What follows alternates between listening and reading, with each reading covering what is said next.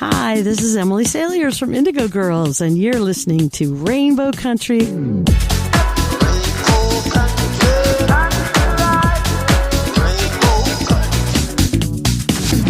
The views and opinions expressed on the following program are those of the persons appearing on the program.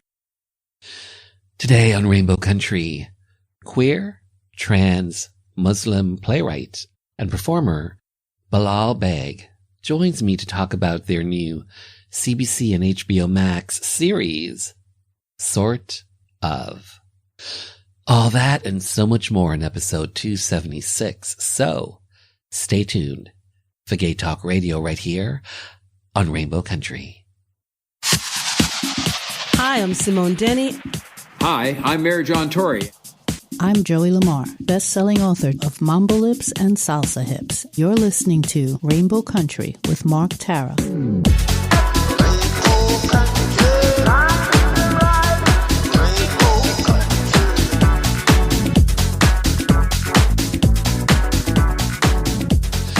Well, hello and welcome to a brand new journey through Rainbow Country. As I like to call it, a little gay radio show working to give voice to the LGBT community and beyond. And as always, I am your tour guide through Rainbow Country. I'm producer and host, Mark Tara. By the way, Rainbow Country originates from CIUT FM in Toronto and now proudly in syndication on 11 outlets across Canada.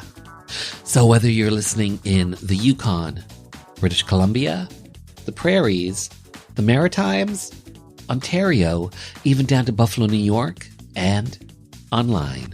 Thanks to you tuning in, streaming, downloading, but ultimately listening. Together, we continue to build Rainbow Country into a nationally syndicated gay radio show, a #1 LGBT podcast, and a top 100 LGBT podcast to follow. So today, a brand new comedy series, Sort of, that you'll be able to see on CBC as well as on HBO Max. The series follows a gender-fluid millennial, South Asian character named Sabby, who straddles various identities from bartender at a queer bookstore and bar to the de facto parent of a downtown Toronto hipster family. I'll be joined by co-creator Bilal Baig to find out all things Sort of. Plus in hour 2, music from LGBT artists, independent artists, voices that we've come to know and love in classic disco, classic 80s, classic house, and on this episode I'm featuring a 3-song house set, a 3-song Dead or Alive set, as well as 4-time Juno Award-winning artist Billy Newton-Davis, trans artist Random Order, and bitch track artist Jade Electra. But up first, November 20th marks Transgender Day of Remembrance, or TDOR for short, an annual observance that honors the memory of transgender people whose lives were lost in acts of anti-transgender violence. Transgender Day of Remembrance was started in 1999 by transgender advocate Gwendolyn Ann Smith as a vigil to honor the memory of Rita Hester, a transgender woman who was killed in 1998. In 2010, TDOR was observed in over 180 cities throughout more than 20 countries. And believe it or not, in 2020, then U.S. President-elect Joe Biden recognized Transgender Day of Remembrance and said that transphobic violence experienced by trans women is intolerable. When I return, I'll be joined by queer, trans, Muslim playwright and performer Bilal Baig to find out about their new CBC and HBOmax comedy, Sort of.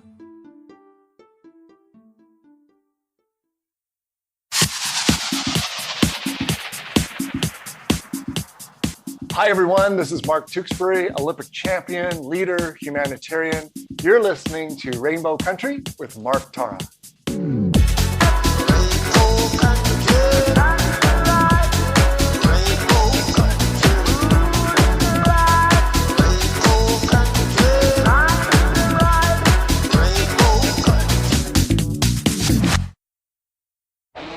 gonna ask you some questions. Are you in the right place in your life? In terms of... Are you using any of the skills you learned in electricity school? Electrician school?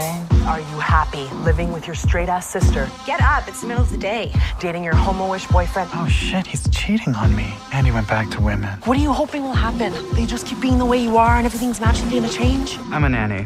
Like Mary Poppins? Because they're about to, bitch. Move to Berlin with me, rent-free. What?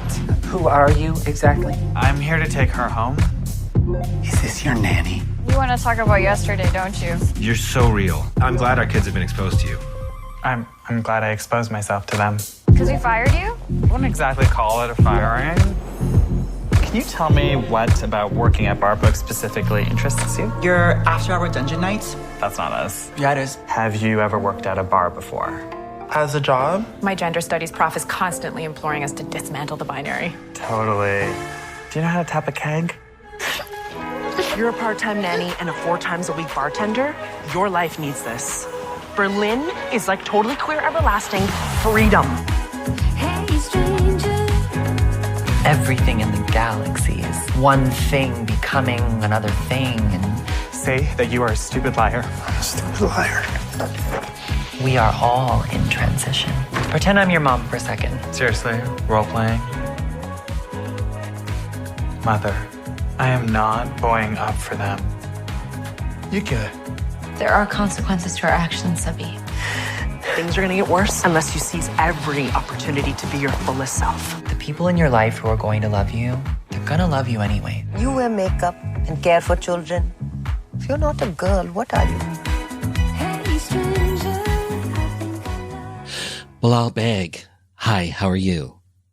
I'm well, thanks. How are you doing?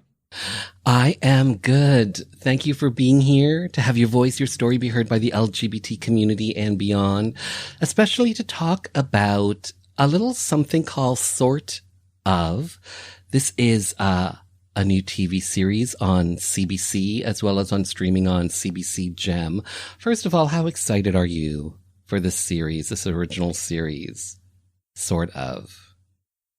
You know, I think it's so interesting when you work so hard on something for a number of years. I was actually just on the phone with the actor who plays Paul, Gray Powell, and we were just talking about, like, you know, the show dropped on CBC Gem, and I was like, I'm working this whole week, and it's only going to really take me until I get to the weekend to be able to let things sink in and feel everything that I'm feeling. And right now it's good. It's like, it's great to just feel so full and so alive and, you know, connected to the things that I want to be doing in the world. But I honestly, to be super, super transparent, I just feel like I have not given myself the time to sink into all of it yet, but I really intend to, and I really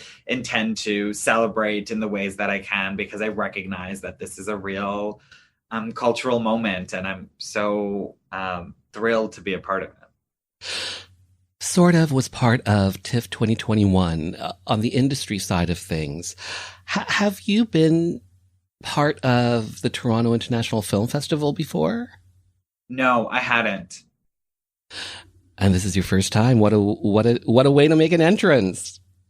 Yeah, I mean, it's a first in so many ways. For me, I also trained like kind of exclusively as a theater actor a couple of years ago, and I started to develop a practice writing for theater too, and And so a lot of this has been new, even just acting on camera, writing for TV, a press circuit like this I've never done before. And of course, the screenings that we've had now at different festivals. So, and TIFF, of course, being one of them. So a lot of it has been new. And I think there's an energy with that. You know, it's nice to not feel like I'm taking anything for granted. You know, everything is eye-opening and heart-opening, and I'm here for it, you know.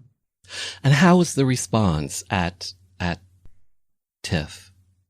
It's you know, it seemed great. Like it's great to be able to track the laughter from audiences that then turns into silence sometimes, that might turn into discomfort, that might turn into emotions coming up. And we were really intentional about wanting to craft that for the audience experience through the tone of the show. And so it's nice to know that that is something that's definitely happening. And I think there's a real respect. Like it's really beautiful to have, of course, people watching it, but then to engage with it and ask questions that are really connected to what people saw. And overall, I'm sensing a real respect for, you know, the characters that exist, even though they might be new to different audiences. And we had a Q&A after. And so I love when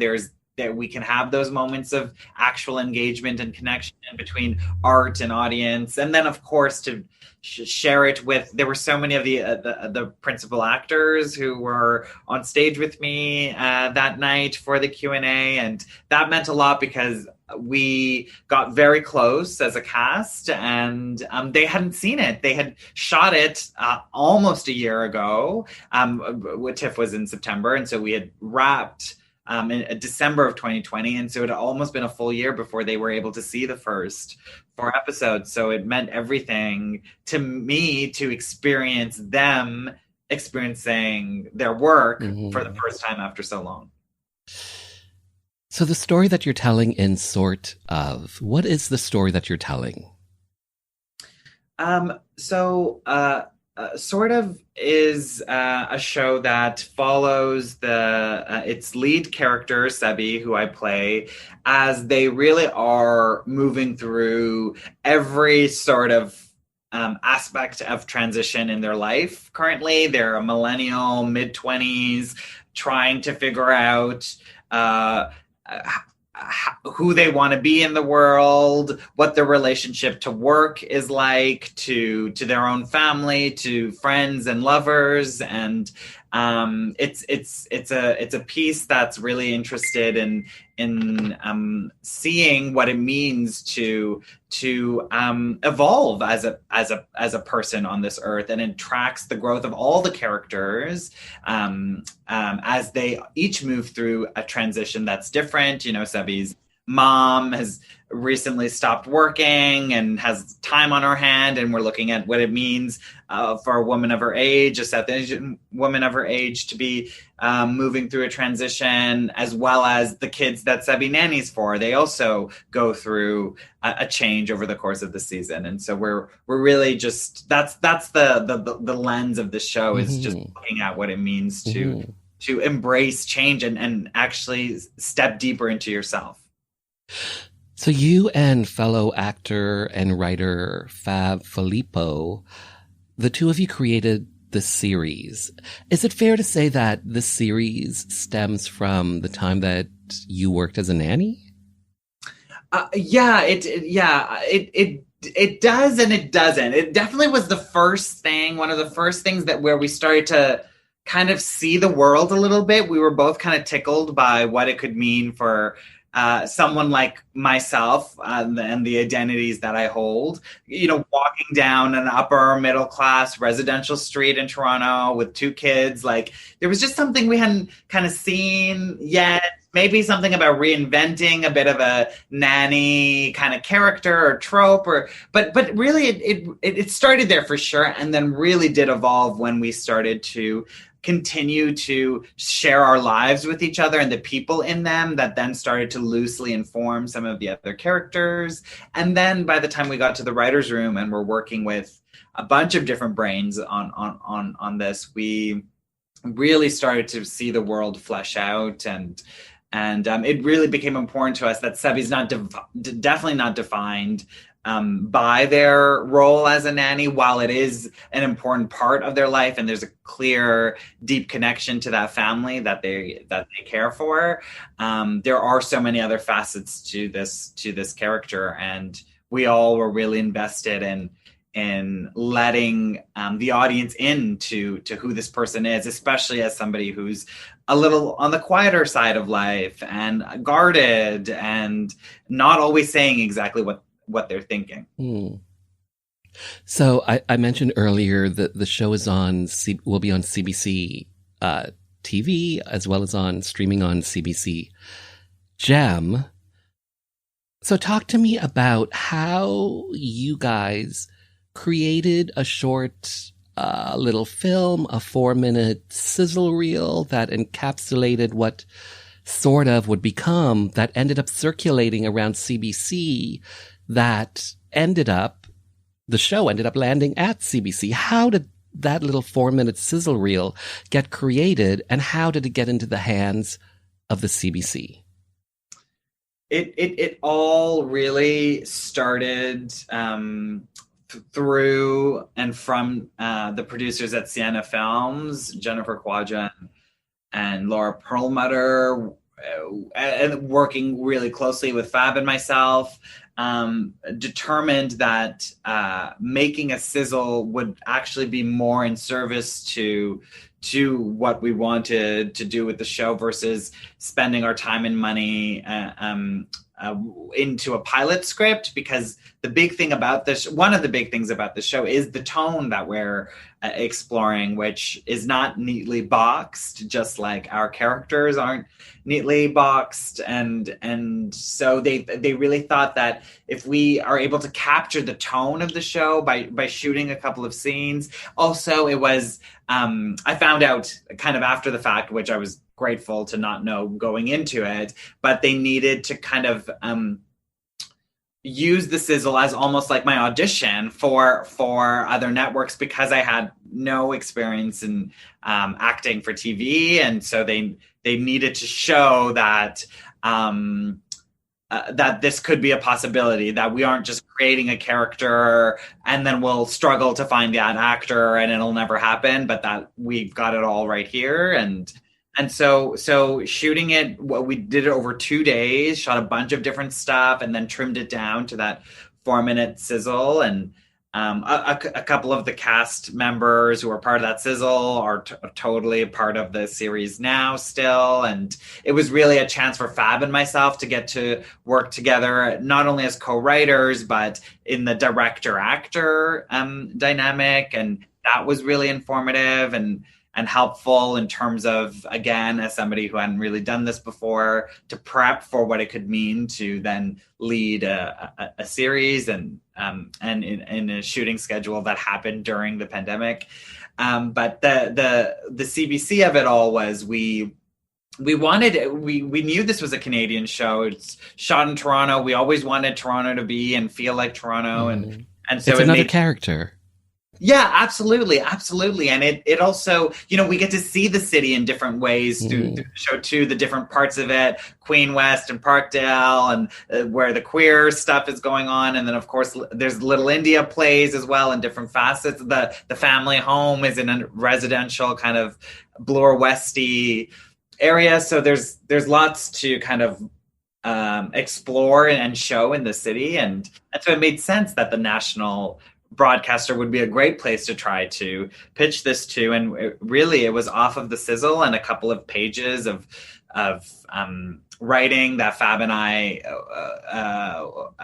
were exploring, just more language around what the tone is and who some of these characters are, and small kind of character bios and plot points, but really, really loose and not not a Bible in any way, for sure. And then, it was off of those two things that CBC greenlit us in January of 2020. And then March of 2020, things started to look a little bit different in terms of the world. So talk to me about that. How was it filming during a global pandemic? Yeah, because you can't tell from seeing the series. Okay, that's great. That's really good to know. I mean, we a lot of it, again, going back to Sienna and the producers there, we were just really interested in everybody's safety. Like, there's no way. This show also is so driven by the performances and by the characters. You know, it's really a study in like how humans change and especially around each other and based on circumstances. And so in order to encourage people, actors, to feel safe and vulnerable enough to really play and bring themselves to the work, we had to make sure that it felt really safe. And so pre-production was all, in changing information about, at that time, we didn't know too much exactly about what this virus is. And also we were one of the first shows, I think, in Toronto for sure, that were filming, because we started in October, and for most of the spring, summer, everything was shut down. And so we were the first to one of the first to come back or come up, because we weren't halted in any way. And then I think because we were really disciplined and rigorous around our COVID safety protocols, there was never a single case of COVID on our set. Oh, well done. Yeah. And I'll say too, I think this is important. I'm the lead of the show. I was on set, I think anywhere between 14 to 16 hours a day, 40 plus days straight. And I felt safe. Like, I felt constantly safe because I knew what all the work was being put into it. And there was a discipline. There was, absolutely, we want to have as much fun as we can, enjoy and feel free enough to be vulnerable. But I think everyone really understood that we had to be safe in order to do that. And that there was such a love and respect for the material from all actors and crew too, that people wanted to show up to work, and wanted to make sure that they were doing everything they could to make sure that everyone else felt safe, so that the story could come out in a timely-ish, way. And so I think we're so lucky. Talk to me about the title, Sort of. Is there a story behind this title, Sort of? It's ish. I mean, it actually kind of came in a casual way too. I think it was Fab who had at that time, it was early-ish on in our development too, and it was before the writer's room, I think. Yes, it was, because for the sizzle we had decided that the title was Sort of, and so it was early on, and even Fab and myself working together, and Fab was like, what if the show's called Sort of? And then we talked about what that meant. And of course, there's the way it's used so kind of commonly, so often we're saying, I'm sort of doing this thing right now, or I sort of feel like this. And so we love the common use of that expression paired with a character like Sebi, who we don't see so commonly in media and art. And so there was just something nice about that contradiction living, I think, beautifully together. And then there was the kind of more apparent ways in which it applies to the story of what it means to sort of feel like this is how you identify gender-wise, and sort of feel like this is your relationship to your culture, and sort of connecting to your family, and sort of figuring out what exactly to do with life, and then it extends to the tone too. It's sort of comedy, sort of drama. We just love that kind of amorphous, somewhat blurry state, because it feels true to the experience of understanding deeply what your identity is. I'm gonna ask you some questions. Are you in the right place in your life? Are you happy living with your straight sister? Get up, it's the middle of the day. Dating your homo-ish boyfriend? He's cheating on me, and he went back to women. What do you hope? They just keep being the way you are and everything's magically gonna change? Mother, I'm a nanny. Like Mary Poppins? Everything in the galaxy is one thing becoming another thing. Hey stranger, I think I love you. We are all in transition. And on that note, we will return after this Rainbow Country update. Hi, I'm writer Adam Smith, author of Deep Sniff, A History of Poppers and Queer Futures. You're listening to Rainbow Country with Mark Tara.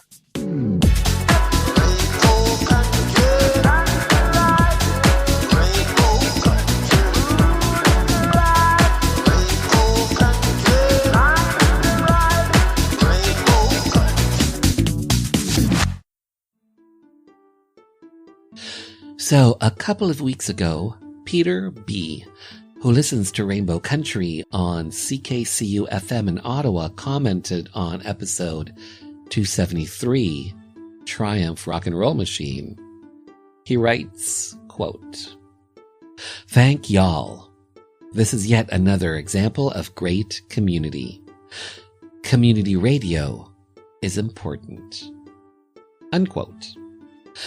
This show airs on community and campus radio, independent radio, and on streaming. What do all of these outlets have in common? Well, they're all listener-driven, as well as listener-supported.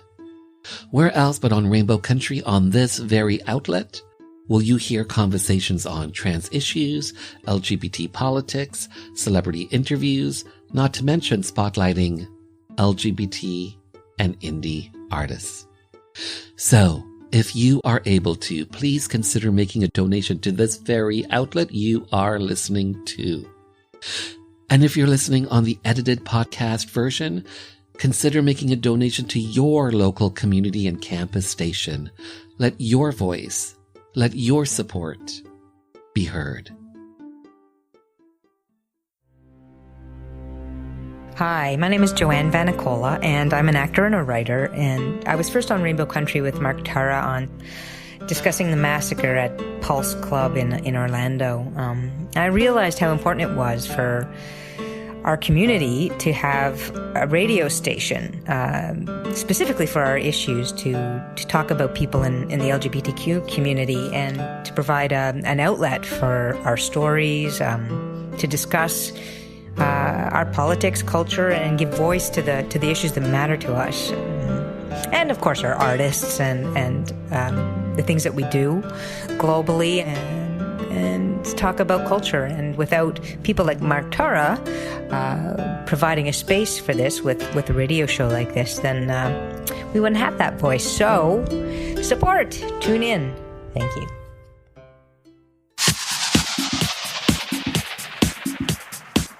Hi, I'm Keegan Hurst, former professional rugby player, coach, raving homosexual, and you're listening to Rainbow Country with Mark Tara.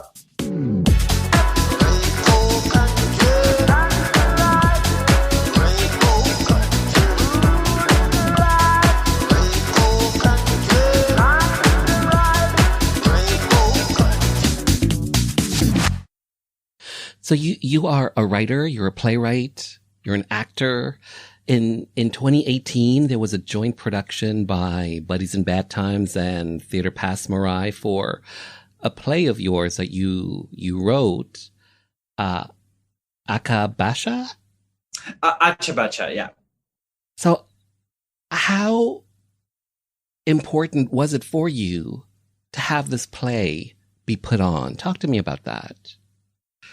Yeah, I had spent 5 years writing it, and I was shortly after theater school. I kind of graduated in 2016, and it was about a year and a half after that the play went up for its world premiere. And I think that that really did mean a lot, because it solidified early on in my career. And I do totally understand that my career is still I'm still early on in it, but it said something quite clear to me, that there is space for my voice, and people are interested in listening and taking from my work what they will, and engaging in conversation about it. It normalized that for me really quickly, which was good, because I think growing up as a kid, and I'm sure this is not a new conversation in any way, especially for someone like yourself to be having, but this feeling of, what if I don't matter enough to take up space, or what if my voice, no one wants to listen to me, or sometimes I'm getting messaging from the world because I'm not seeing myself being reflected, that maybe I don't even exist. These are big thoughts that I was carrying as a young person for a number of years. And so I think what that production represented was, it was the start of really dismantling and healing, actually, some of those ideas, those harmful ideas that I started to just accept, because I thought that's the way the world was. And yeah, I loved the cast, again, was really special in that production, and I'm still in touch with a few of them. The woman who played the mom in that play plays the mom in Sort of, Laura Patak, and we've got it. And she was also involved from the start. So yes, the play went up in 2018, but the development of it started in 2014. Wow. So Laura and she was at every workshop, always playing the mom character, helping me build who that woman is in the play. And so her and I have known each other since then. And I think that was so fun and beautiful to bring into Sort of, because there was just such a real love and connection for a number of years between her and I. So at one point, you were one of the founding members of A Color Deep, an online community by and for queer, trans South Asians.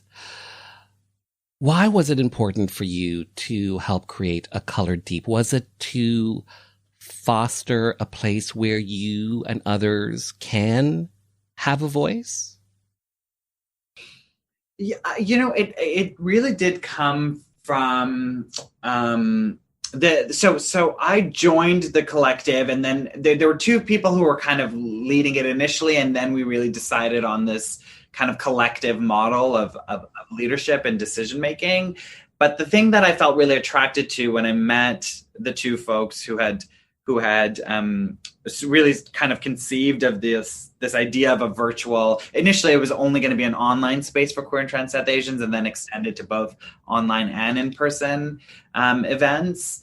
But I loved what they were trying to do was combat this notion of loneliness that is so pervasive, again, in our communities. When you start to understand your intersectional identities, you might also start to wonder that, what if you're the only person who holds all of these identities? You're the only one, or you're not seeing it around you most times. I do think that's changing, thank God, because again, the loneliness I felt was so sad. Like it really weighed on me, and I wanted, I don't want people to feel that, especially when, as I started to do the work with The Color Deep, I realized there were so many people with similar experiences that could really connect with me in deep ways and have nuanced conversations about our culture, about our parents, about our intersections, that I couldn't have with people who didn't get it, so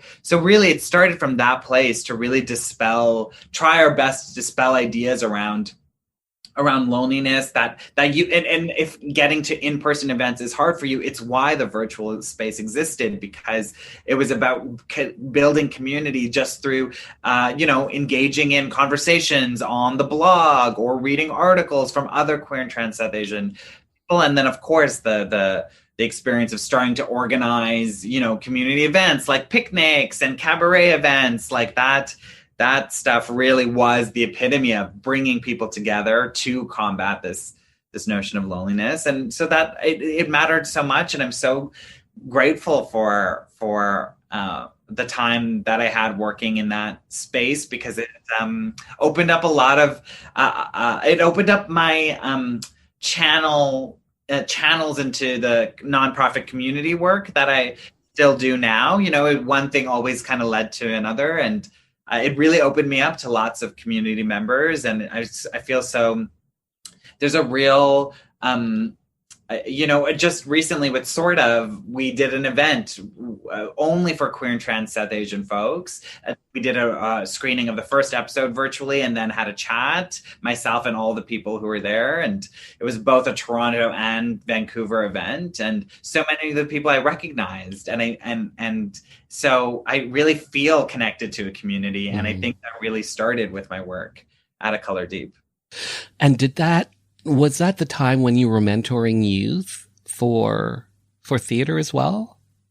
Yeah, the mentoring for youth in theater started just a little bit after that. Yeah, so that A Color Deep was like 2014. Yeah, kind of more connected to the development of my play, Acha Bacha. That's around, and then the youth mentorship stuff in theater particularly happened, I think around like 2017-ish. Yeah, so a couple years after. So you're a writer, a playwright, a performer. You are also transgender. And for yourself, when did that process start for you? When did you start feeling that there was something different about yourself?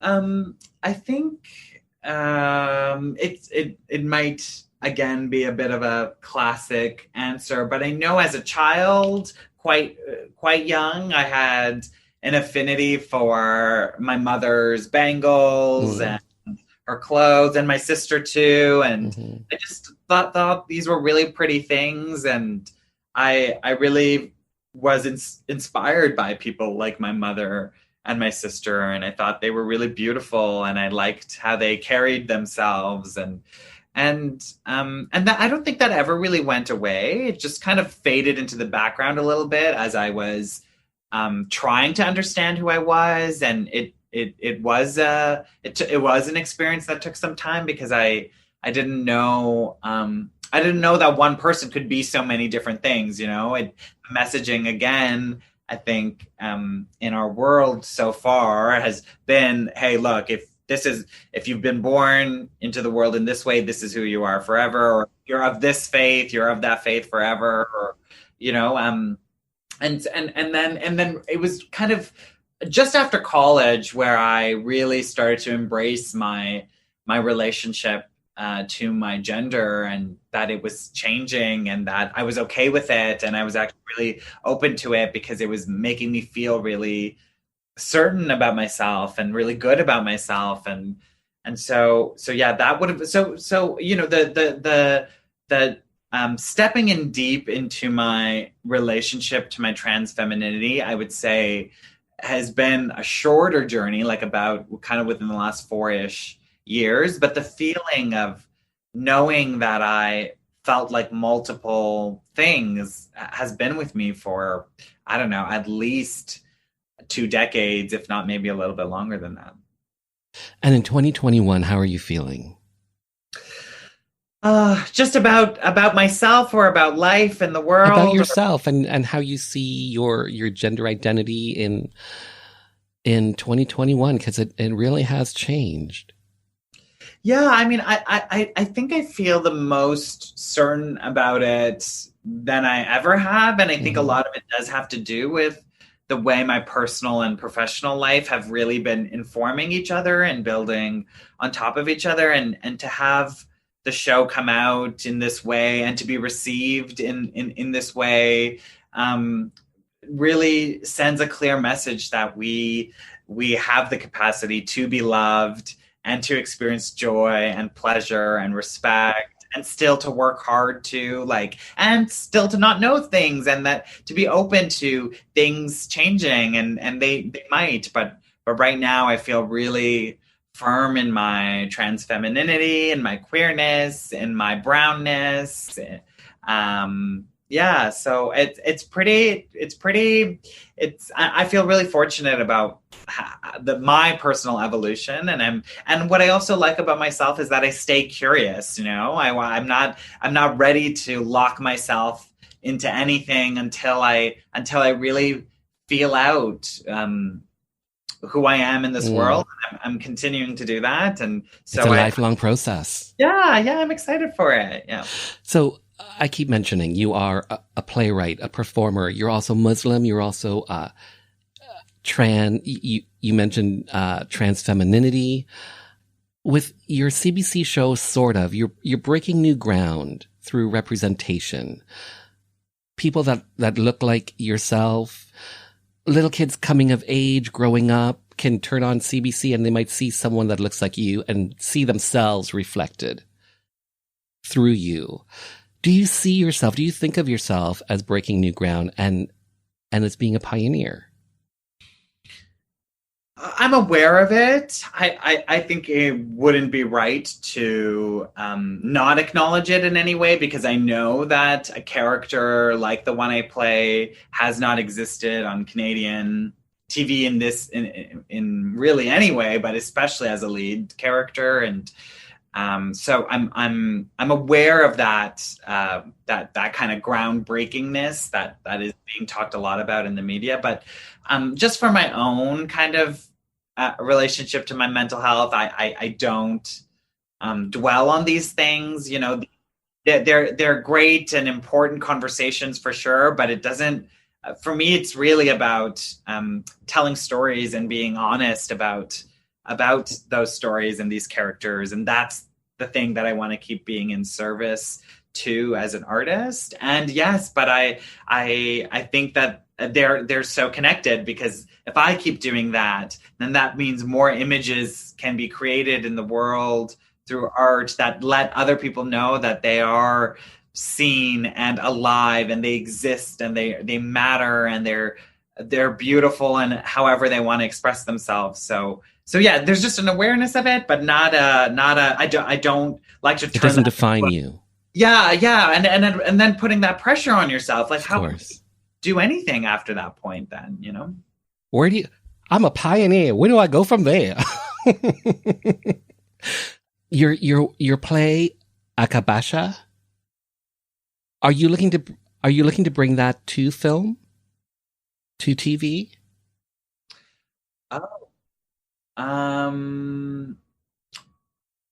That's a good question. I don't know. See, talk about like curiosity and figuring things out. I don't know. I'm open to it. Maybe that's something that I'm gonna take some time dreaming about. And I think at this point I'm really just focused on sort of like I also wear multiple hats on that show as an executive producer as well and co-showrunner.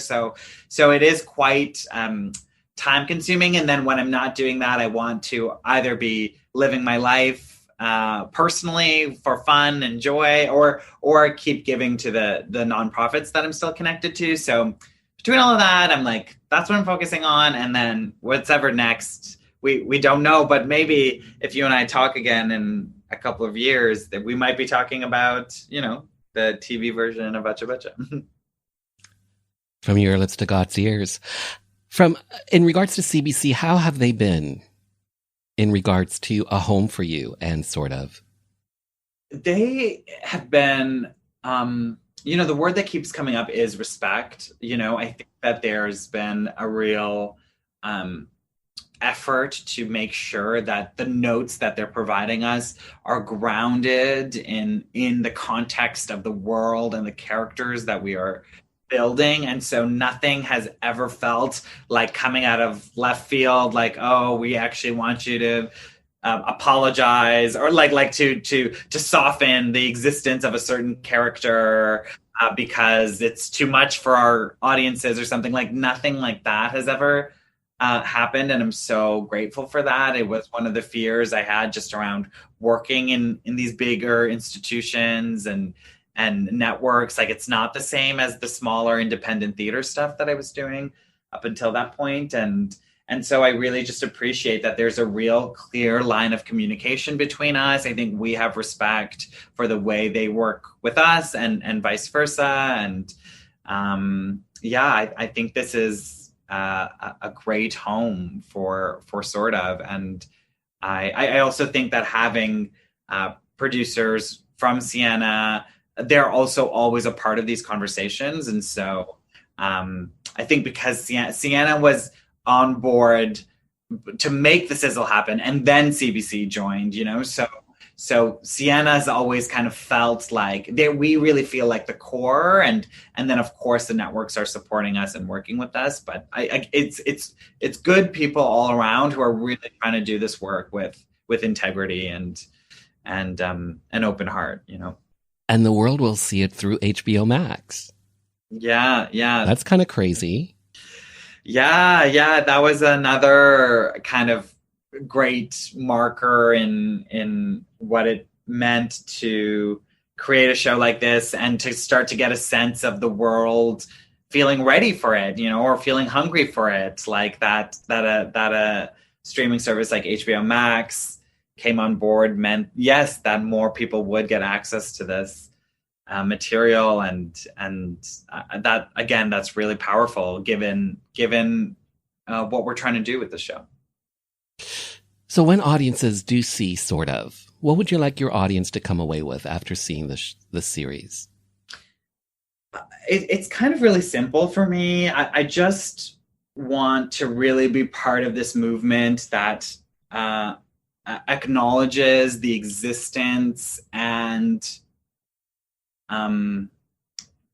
celebrates the livelihoods of trans and non-binary people. Like I think what we need to do away with is pretending that either we don't exist or that we need to be kind of siloed off in different parts of our communities, or we're so alien or othered that we can't be connected with in any way. And just the dehumanizing nature of how I feel so many trans and non-binary folks have been treated historically and kind of continue to. So if this show can just unlock conversations around people across communities talking about these characters, really engaging with them, asking questions about what they don't understand or what they do, or sharing where they disagree with the characters, where they agree with the characters. Like, I think if we can have healthy, respectful conversations about the content that we're consuming, we've done something really special for the world, because we're still not quite at a place where we can, let a character like Sebi just be, and that when folks see the show, you won't see Sebi agonizing over their body or their mental health, or if they want to kill themselves or not. Like, we were really intentional in absolutely crafting a complicated character who is dealing with conflict, but the stuff around the body stuff, that's not what's keeping Sebi up at night, or what they're thinking about. They've got jobs and people and relationships to navigate. And I think that will really help in really building empathy for our communities when we start to see characters as not so different from like someone like Sebi is not so different from other human beings that we've been able to access through media.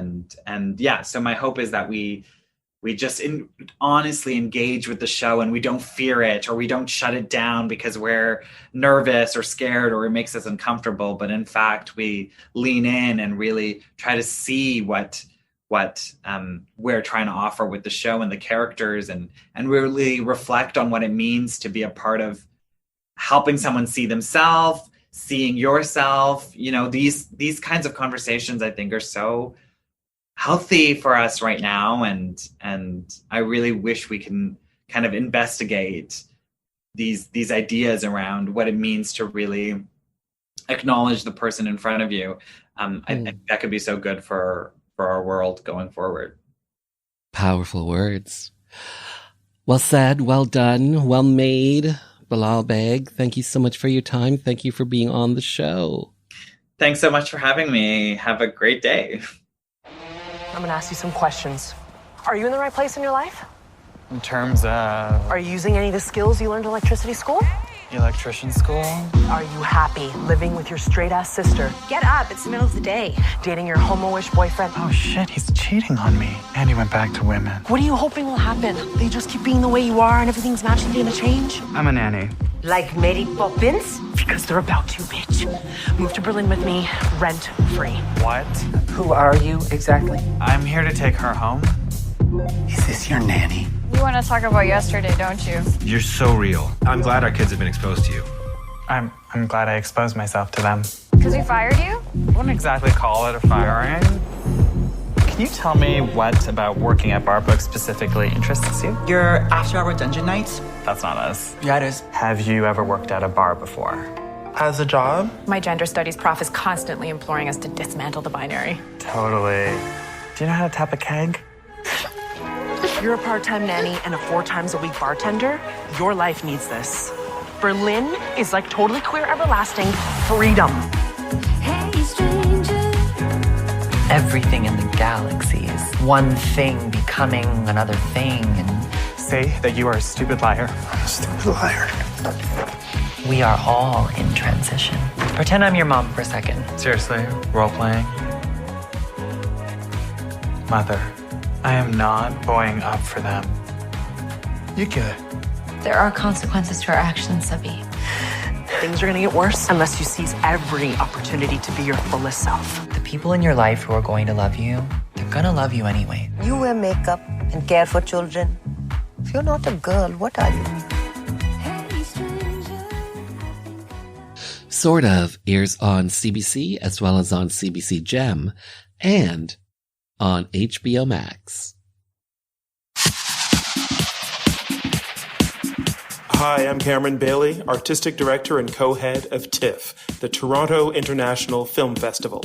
You're listening to Rainbow Country with Mark Tara.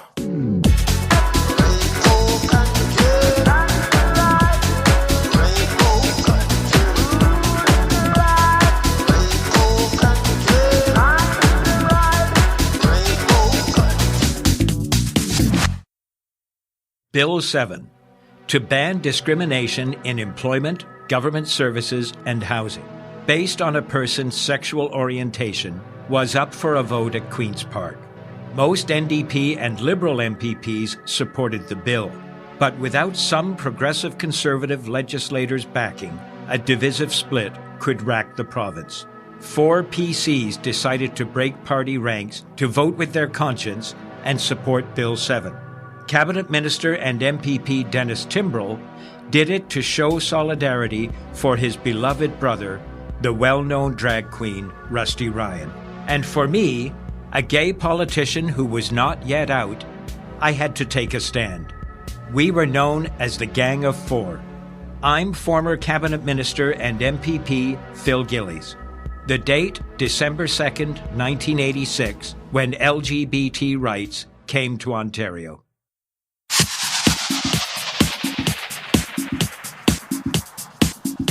Hi, this is Police Constable Danielle Botno, also known as LGBT Cop, and you're listening to Rainbow Country with Mark Tara.